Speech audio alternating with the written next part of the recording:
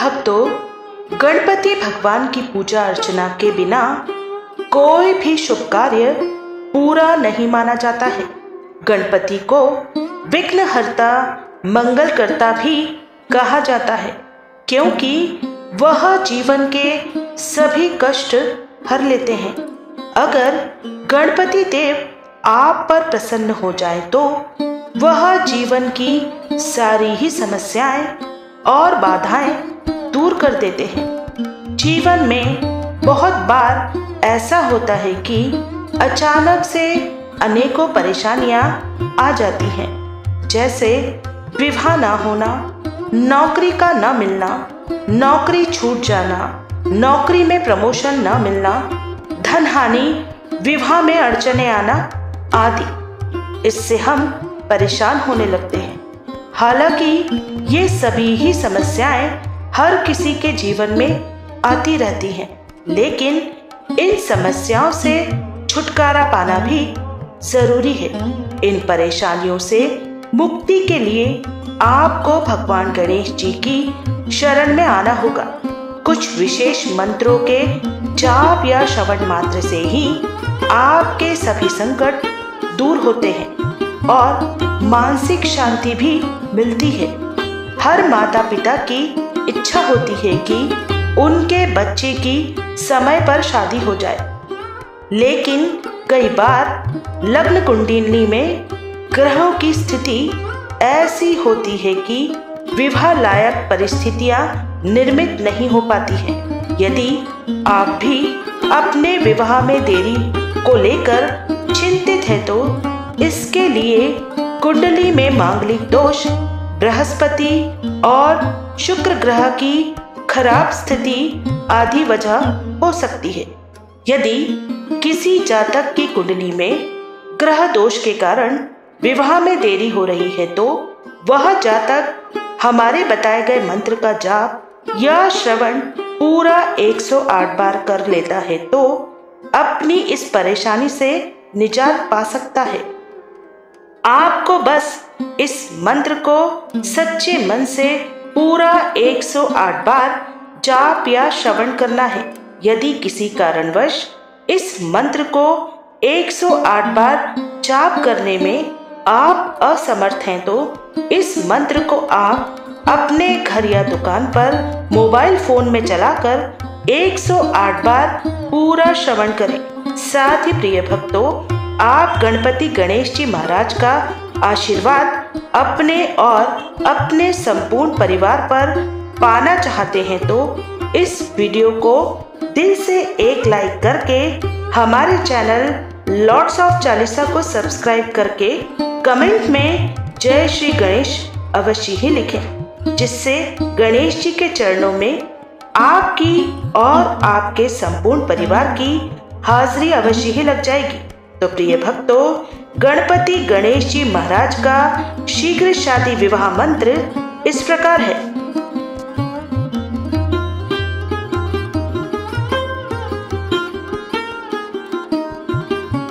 ओम श्रीं गं सौम्याय गणपतये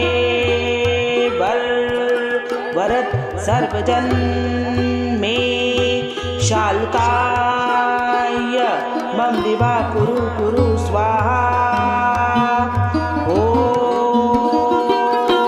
श्रीं गं सौम्याय गणपतये वरद सर्वजन मे शालकाय मम विवाह कुरु स्वाहा। ओम श्रीं गं सौम्याय गणपतये वरद सर्वजन मे शालकाय मम विवाह कुरु स्वाहा। ओम श्रीं गं सौम्याय गणपतये वरद सर्वजन मे शालकाय मम विवा कुरु कुरु स्वाहा। ॐ श्रीं गं सौम्याय गणपतये वरद सर्वजन मे शाल्काय मम विवा कुरु कुरु स्वाहा। ॐ श्रीं गं सौम्याय गणपतये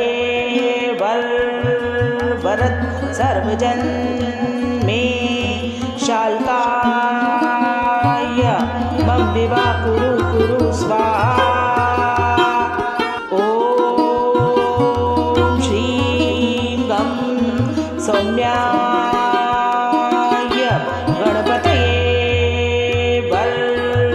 वरद सर्वजन मे शाल्काय मम विवा कुरु कुरु स्वाहा। ॐ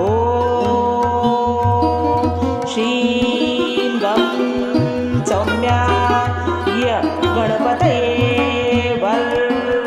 वरद सर्वजन मे शाल्काय मम विवा कुरु कुरु स्वाहा। ॐ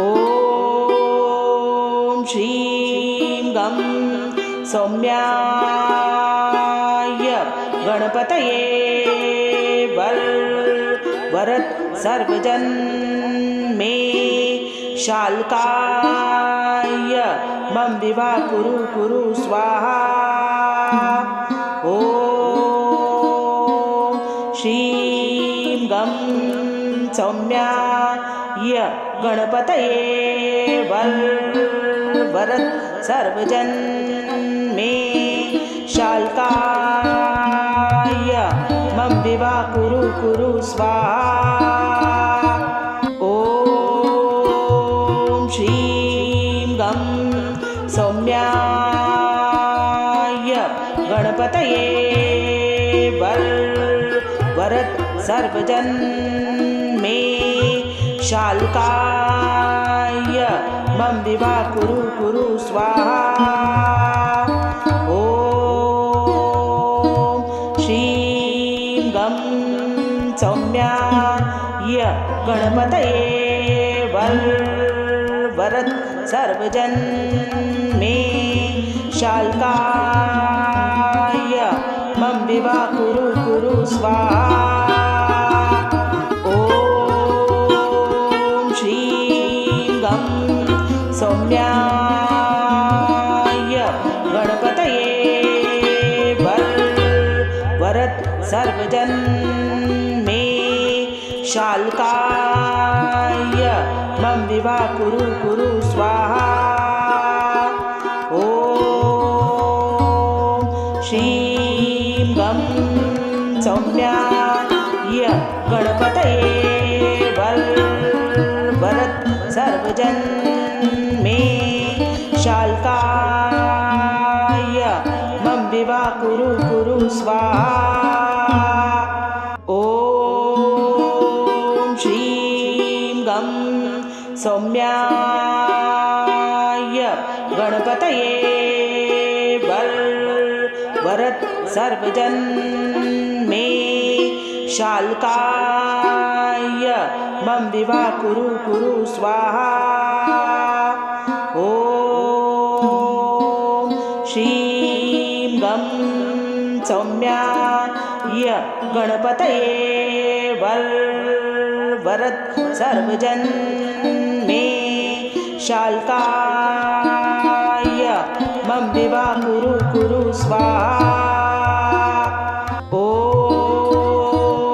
श्रीं गं सौम्याय गणपतये वरद सर्वजन मे शाल्काय मम विवा कुरु कुरु स्वाहा। ॐ श्रीं गं सौम्याय गणपतये वरद सर्वजन मे शाल्काय मम विवा कुरु कुरु स्वाहा। ॐ श्रीं गं सौम्याय गणपतये वरद सर्वजन मे शाल्काय मम विवा कुरु कुरु स्वाहा। ॐ श्रीं गं सौम्याय गणपतये वरद सर्वजन मे शाल्काय मम विवा कुरु कुरु स्वाहा। ॐ श्रीं गं सौम्याय गणपतये वरद सर्वजन मे शाल्काय मम विवा कुरु कुरु स्वाहा। ॐ श्रीं गं सौम्याय गणपतये वरद सर्वजन मे शाल्काय मम विवा कुरु कुरु स्वाहा। ॐ श्रीं गं सौम्याय गणपतये वरद सर्वजन मे शाल्काय मम विवा कुरु कुरु स्वाहा। ॐ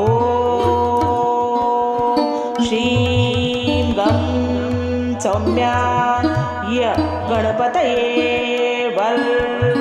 वरद सर्वजन मे शाल्काय मम विवा कुरु कुरु स्वाहा।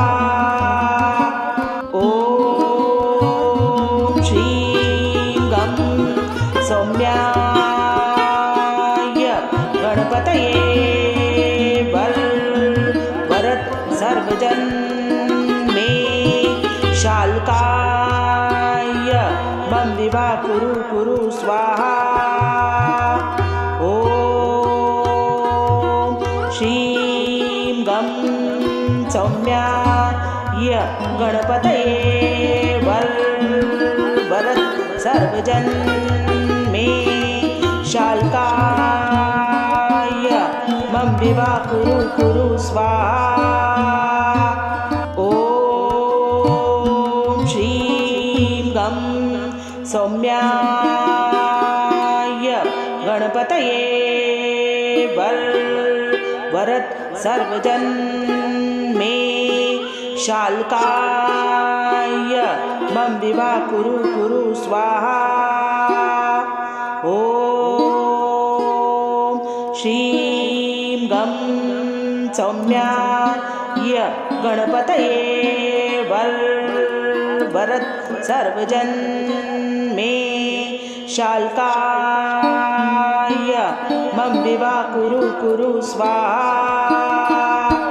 ॐ श्रीं गं सौम्याय गणपतये वरद सर्वजन मे शाल्काय मम विवा कुरु कुरु स्वाहा। ॐ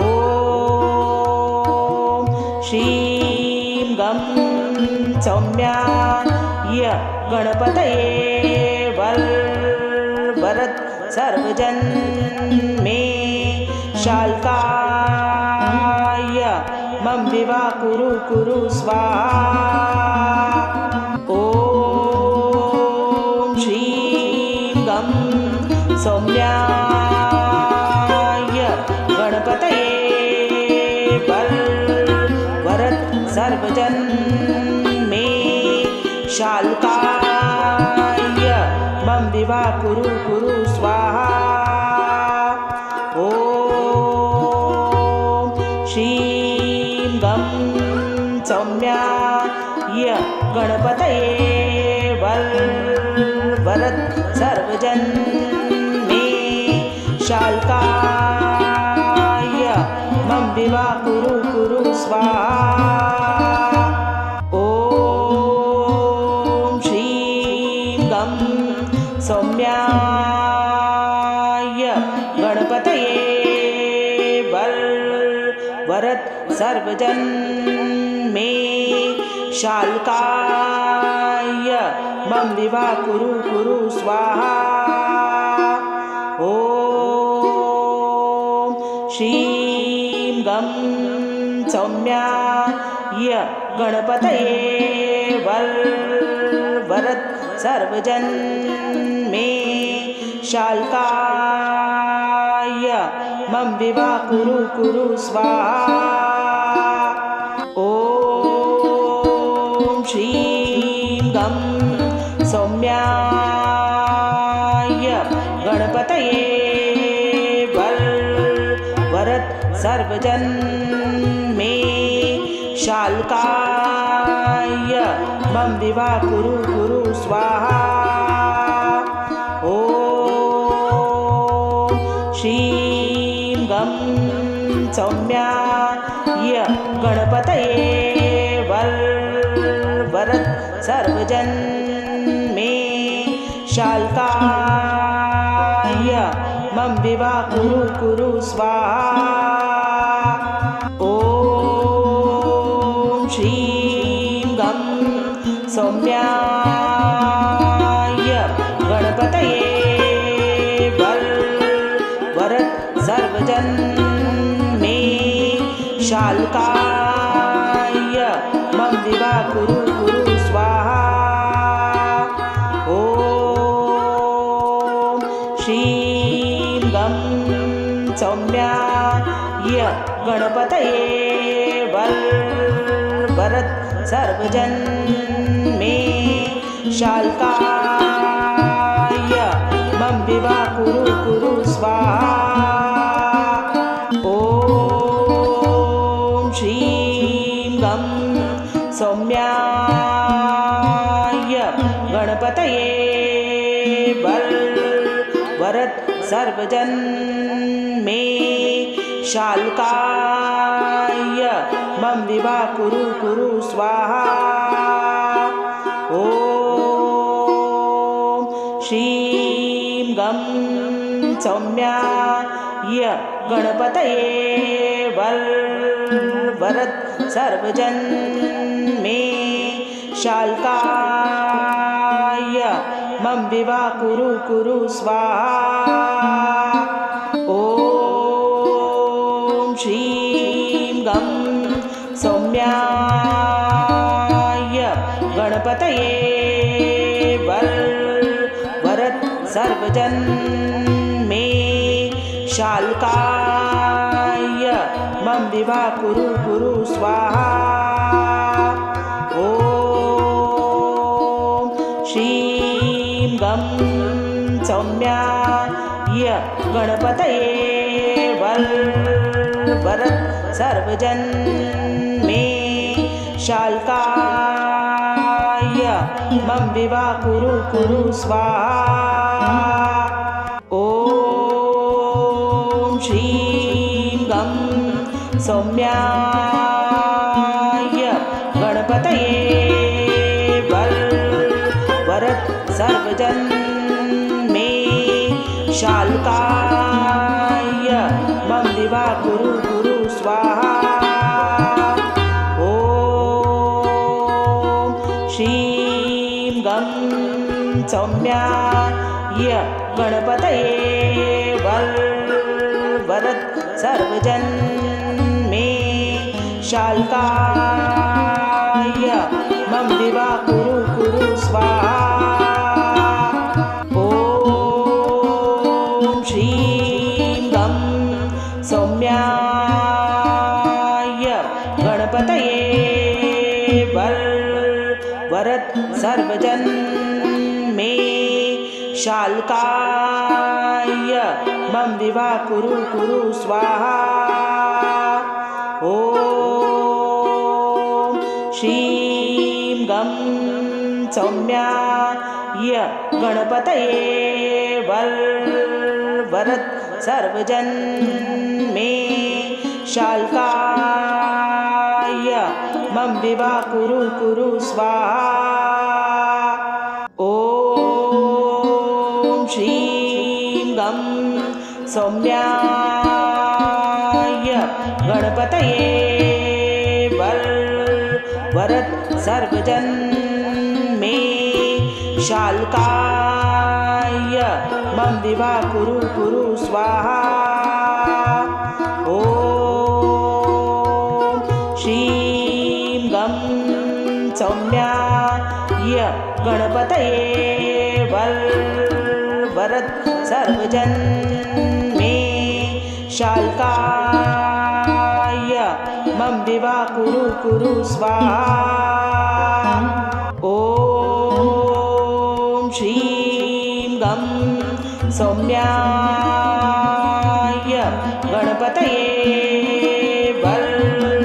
वरद सर्वजन मे शाल्काय मम विवा कुरु स्वाहा। ॐ श्रीं गं सौम्याय गणपतये वरद सर्वजन मे शाल्काय मम विवा कुरु स्वाहा। ॐ श्रीं गं सौम्याय गणपतये वरद सर्वजन मे शाल्काय मम विवा कुरु स्वाहा। ॐ श्रीं गं सौम्याय गणपतये वरद सर्वजन मे शाल्काय मम विवा कुरु स्वाहा। ॐ श्रीं गं सौम्याय गणपतये वरद सर्वजन मे शाल्काय मम विवा कुरु स्वाहा। ॐ श्रीं गं सौम्याय गणपतये वरद सर्वजन मे शाल्काय मम विवा कुरु स्वाहा। ॐ श्रीं गं सौम्याय गणपतये वरद सर्वजन मे शाल्काय मम विवा कुरु स्वाहा। ॐ श्रीं गं सौम्याय गणपतये वरद सर्वजन मे शाल्काय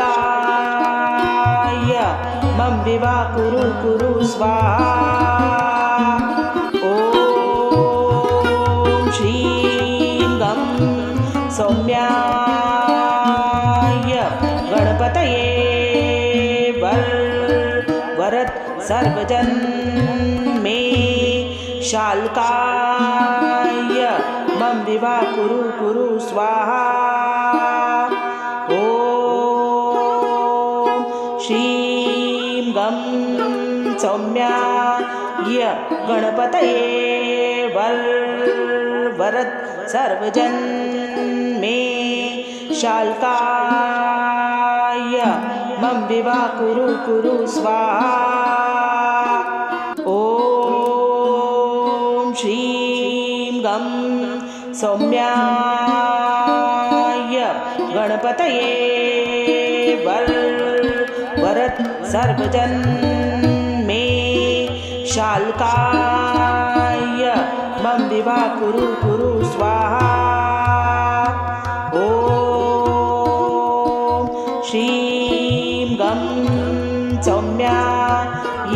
गणपतये वरद सर्वजन मे शाल्काय मम विवा कुरु स्वाहा। ॐ श्रीं गं सौम्याय गणपतये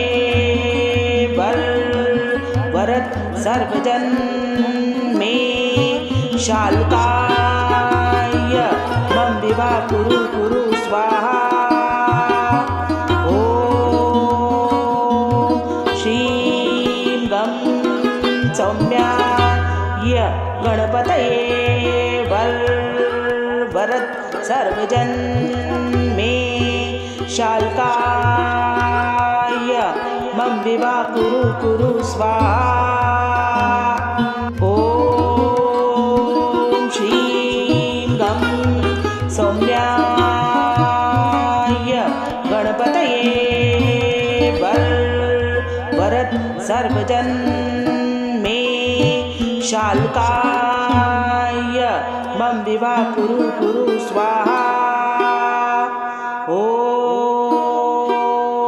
श्रीं गं सौम्याय गणपतये वरद सर्वजन मे शाल्काय मम विवा कुरु स्वाहा। ॐ श्रीं गं सौम्याय गणपतये वरद सर्वजन मे शाल्काय मम विवा कुरु स्वाहा। ॐ श्रीं गं सौम्याय गणपतये वरद सर्वजन मे शाल्काय मम विवा कुरु स्वाहा। ॐ श्रीं गं सौम्याय गणपतये वरद सर्वजन मे शाल्काय मम विवा कुरु स्वाहा। ॐ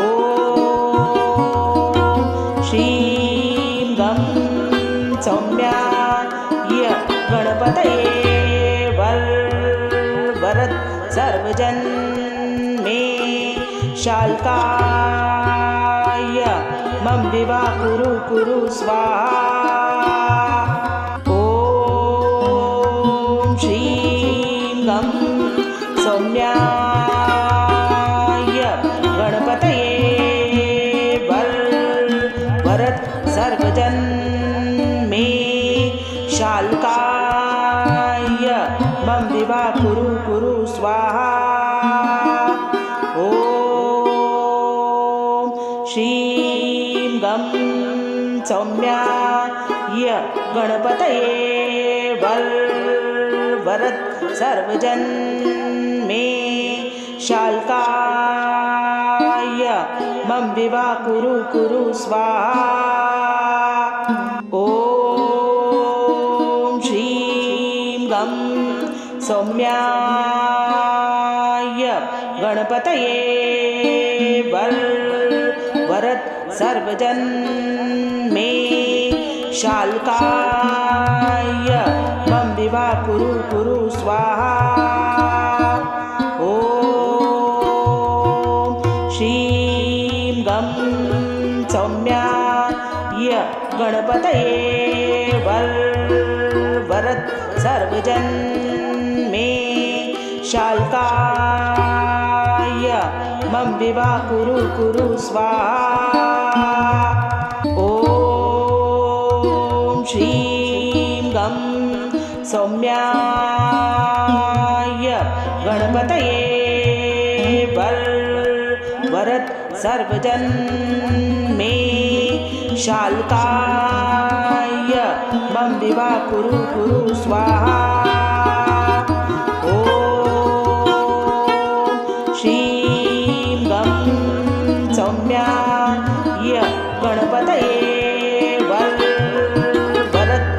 सर्वजन मे शाल्काय मम विवाह कुरु कुरु स्वाहा। ॐ श्रीं गं सौम्याय गणपतये वरद सर्वजन मे शाल्काय मम विवाह कुरु कुरु स्वाहा। ॐ श्रीं गं सौम्याय गणपतये वरद सर्वजन मे शाल्काय मम विवाह कुरु कुरु स्वाहा। ॐ श्रीं गं सौम्याय गणपतये वरद सर्वजन मे शाल्काय मम विवाह कुरु कुरु स्वाहा। ॐ श्रीं गं सौम्याय गणपतये वरद सर्वजन मे शाल्काय मम विवाह कुरु कुरु स्वाहा। ॐ श्रीं गं सौम्याय गणपतये वरद सर्वजन मे शाल्काय मम विवाह कुरु कुरु स्वाहा। ॐ श्रीं गं सौम्याय गणपतये वरद सर्वजन मे शाल्काय मम विवाह कुरु कुरु स्वाहा।